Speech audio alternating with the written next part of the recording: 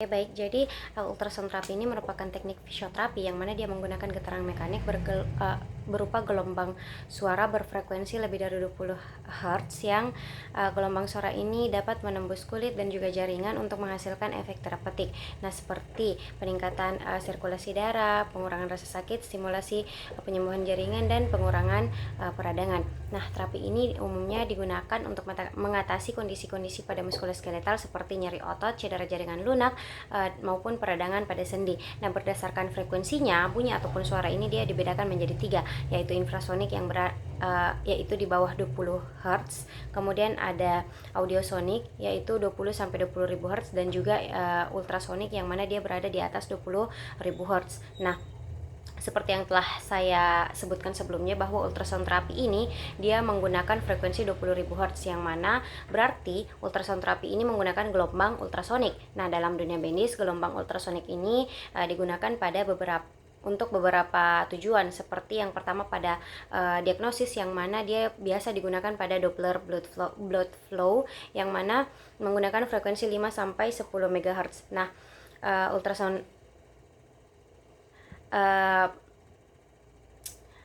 gelombang ultrasonik juga biasa digunakan pada pembedahan, seperti pada penghancuran batu kandung kemih yang menggunakan frekuensi 0,10 MHz, dan juga digunakan untuk tujuan terapeutik yang biasa disebut juga dengan ultrasound terapi yang menggunakan frekuensi 0,7 MHz sampai dengan 3 MHz. Nah, frekuensi inilah yang biasanya digunakan dalam bidang fisioterapi. Oke, baik. Selanjutnya ada pun jenis-jenis dari ultrasound terapi ini. Yang pertama itu ada continuous ultrasound. Nah, atau yang biasa disebut dengan CUS. Nah, continuous ultrasound ini gelombangnya dihasilkan secara terus-menerus dan tidak adanya jeda. Untuk ultrasound jenis ini biasanya digunakan untuk kondisi-kondisi yang memerlukan pemanasan pada jaringan yang dalam, seperti pengurangan nyeri ataupun pada peradangan kronis. Nah, jenis yang kedua yaitu intermittent ultrasound. Nah, intermittent ultrasound ini biasa juga disebut dengan IUS, yang mana pada IUS ini gelombang suara itu dipancarkan dalam interval ataupun dia terputus-putus. Nah, ultrasound jenis ini biasanya digunakan untuk mengurangi peradangan akut ataupun stimulasi penyembuhan jaringan tanpa adanya pemanasan yang berlebih pada jaringan. Nah, selanjutnya ultrasound ini menggunakan gelombang suara berfrekuensi tinggi, yaitu lebih dari 20.000 Hz, untuk memberikan efek terapeutik pada jaringan tubuh. Nah, prinsip dasar dari terapi ini dia melibatkan dua efek utama. Yang pertama itu ada efek termal, baik itu pada jaringan profunda maupun pada jaringan superficial. Nah, gelombang suara ini menghasilkan getaran yang akan menimbulkan panas yang dapat meningkatkan sirkulasi darah, mengurangi spasme otot, dan juga mempercepat penyembuhan jaringan. Nah, efek yang kedua yaitu ada efek non-thermal, di mana gelombang suara ini akan menciptakan micromassage yang dapat mempercepat proses pemulihan ataupun mempercepat terjadinya proses regenerasi pada jaringan. Nah, adapun cara penggunaan dari ultrasound ini, yang pertama yaitu menghubungkan alat dengan sumber listrik, kemudian menghubungkan transducer dengan alat, kemudian menekan tombol power, lalu kita dapat mengatur waktu penggunaan yang diinginkan, yang sebelumnya telah disesuaikan dengan keadaan yang dialami oleh pasien. Nah, kemudian selanjutnya tentukan jenis arus yang ingin digunakan, mau intermittent ataupun continuous, dan yang pastinya sebelumnya sesuaikan dengan kondisi yang dialami oleh pasien. Nah, kemudian setelah menentukan arus, kita dapat menaikkan intensitas alat sesuai dengan kondisi yang dialami pasien, dan sebelum mengaplikasikan langsung ke pasien, kita melakukan uji terlebih dahulu kepada alat, apakah alatnya berfungsi ataupun tidak, dengan menggunakan air ataupun menggunakan gel. Nah, selanjutnya melakukan persiapan kepada pasien dengan membersihkan area yang ingin diberikan terapi menggunakan cairan pembersih, kemudian menjelaskan kepada pasien sensasi apa yang akan didapatkan dari penggunaan alat ini, dan Selanjutnya, aplikasikan ultrasound terapi ini ke pasien sembari selalu memfollow up atau menanyakan kepada pasien apakah pasien sudah merasakan sensasi dari ultrasound terapi ini ataupun belum. Nah, jikapun pasien belum merasakan sensasinya, maka kita dapat menaikkan intensitasnya hingga pasien dapat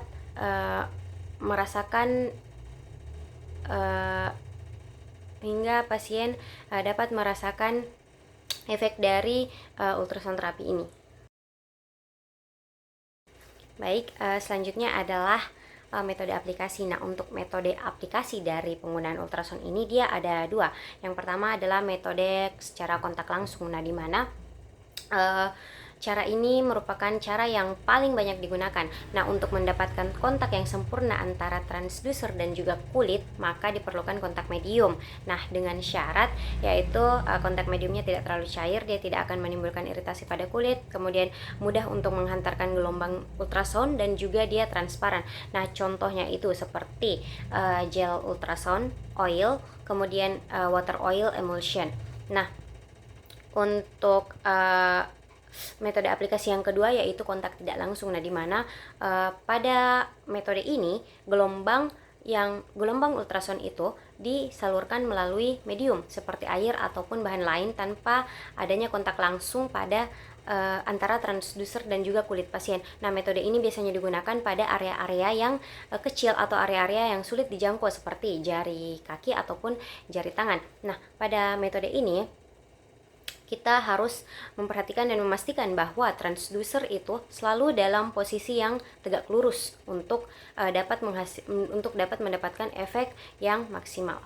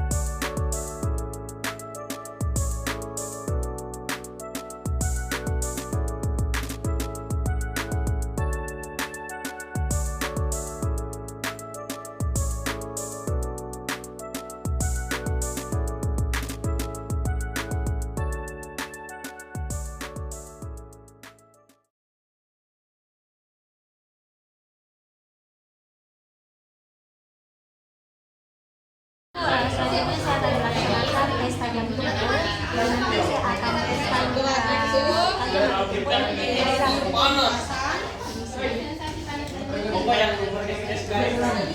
silakan lihat ke sana.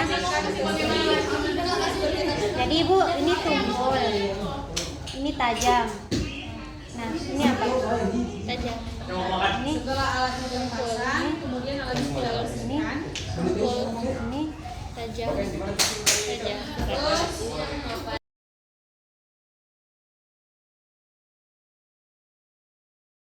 Oke, baik, selanjutnya Ibu tes panas dingin, silahkan lihat ke sana.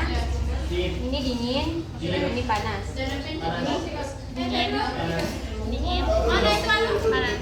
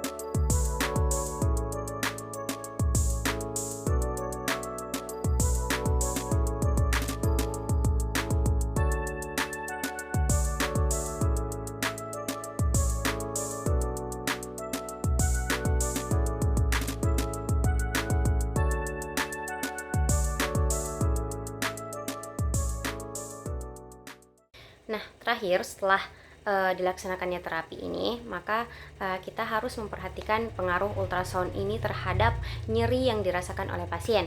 Kemudian perhatikan juga bagaimana apakah terdapat perbaikan gerakan dari pasien, dan juga perhatikan bagaimana respon pasien terhadap terapi ultrasound ini. Apakah pasien puas dan nyaman dengan terapi ultrasound yang telah dilakukan sebelumnya.